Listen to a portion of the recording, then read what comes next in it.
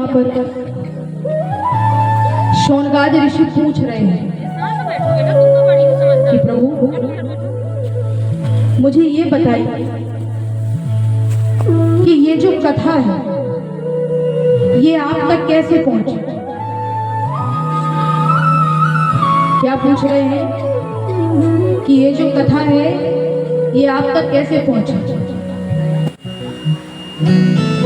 तो वो कहते हैं कि सबसे पहले तो ये कथा हंसा अवतार में भगवान ने ब्रह्मा जी को सुनाई, ब्रह्मा जी ने नारद जी को सुनाई, नारद जी ने वेदव्यास जी को सुनाई, वेदव्यास जी ने अपने पुत्र सुखदेव जी को सुनाई और सुखदेव जी ने मुझे अपना शिष्य समझकर सुनाया। अब यहाँ पर शौनकादि ऋषि कहे कि प्रभु भगवान ने ब्रह्मा जी को सुनाई, ब्रह्मा जी ने नारद जी को सुनाई। ये बात तो समझ आ रही है क्योंकि ये बातें ऊपर ही ऊपर चल रही है, पर ऐसा क्या हुआ कि नारद जी ने वेदव्यास जी को सुना,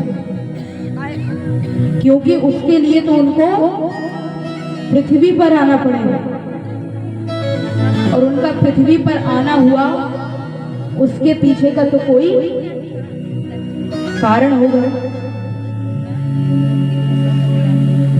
तब सूत जी कहते हैं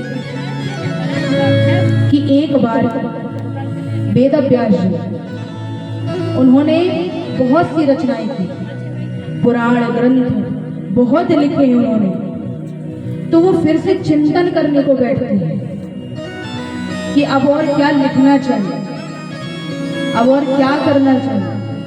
तो चिंतन करते करते उनको ऐसा लगता है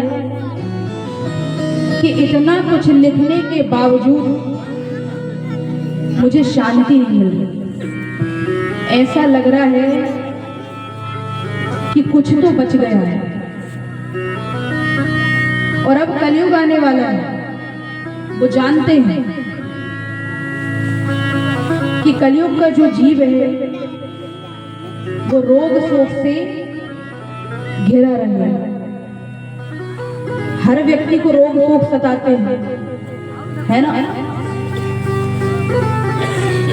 तो वेदव्यास जी सोच रहे हैं कि इन सबसे कुछ होने वाला नहीं है। तो बोले ऐसा क्या हो कि इनका भी कल्याण हो। यही सब सोच रहे थे महाराज कि वहां पर नारद जी का आना होता।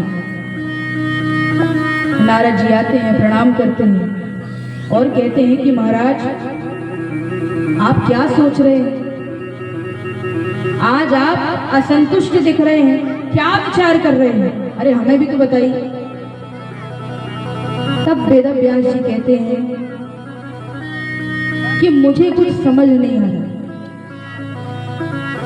कि मैंने इतना कुछ लिखा,